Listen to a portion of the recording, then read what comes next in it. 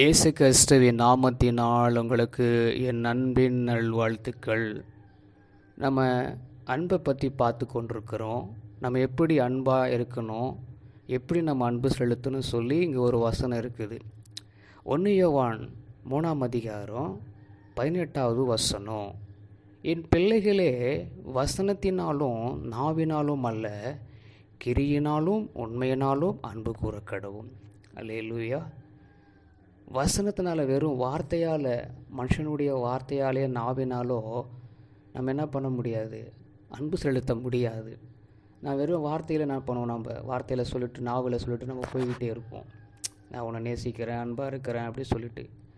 ஆனால் இங்கே வசனம் சொல்லுகிறது, கிரியினாலும் உண்மையினாலும் அன்பு கூறப்படணும். ஆண்டவர் கிரியினால் உண்மையாக இருந்து அன்பு நம்மளுக்கு கூறினார் அல்ல. அந்த அன்பை நாம் அப்படியா செய்யணும். நமக்கு கிரியை, அதாவது ஒருத்தருக்கு உதவி செய்யணும்னா அந்த உதவி செய்ய நம்மளால் முடியும்னா நம்ம செய்யணும். அது உண்மையாக செய்யணும், உண்மையாக இருக்கணும். ஒருத்தரை நம்ம நேசிக்கிறோமா, அது உண்மையாக நேசிக்கணும். ஏதோ சும்மாலாம் கடமைக்காக அப்படியே நேசிச்சுட்டு நான் உன்னை நேசித்தேன் அப்படி இப்படின்னு சொல்லக்கூடாது. என் கர்த்தராகிய ஆண்டவராக இயேசு கிறிஸ்து பார்க்கும் பொழுது அவர் கிரியினாலும் உண்மையினாலும் இருந்தார். அவருடைய அன்பை தான் நம்ம சொல்ல முடியும். ஏன்னா இந்த உலகத்தில் இருக்கிற எந்த அன்பும் இன்றைக்கி உண்மை அல்ல. எல்லாம் சும்மா அப்படியே மேலோட்டமாக மேல் பூசி கொண்டிருக்கிறார்கள். மனுஷன் அன்பு மாறி போயிடும். மாறாத அன்பு நம்முடைய ஆண்டவராகிய இயேசு கிறிஸ்துவனுடைய அன்பு. அதனால் அவர் செய்த கிரியினாலும் நம்ம உண்மையாக இருந்தோமாக்கா அது அந்த அன்பு உண்மையாக இருக்கும். பொய்யா இருந்தால் பொய்யாக தான் இருக்கும்.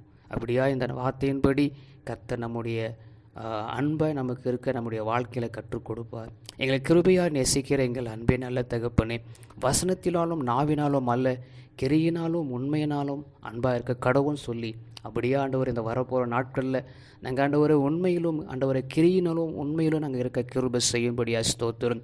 வெறும் பேச்சில் வெறும் நாவிலிருந்து புறப்படுற வார்த்தையில் மாத்திரம் இல்லை ஆண்டவரே, இது நாங்கள் கிரியை செய்து உண்மையாக ஆண்டவர் அன்பு செலுத்த கற்றுக் கொடுங்க.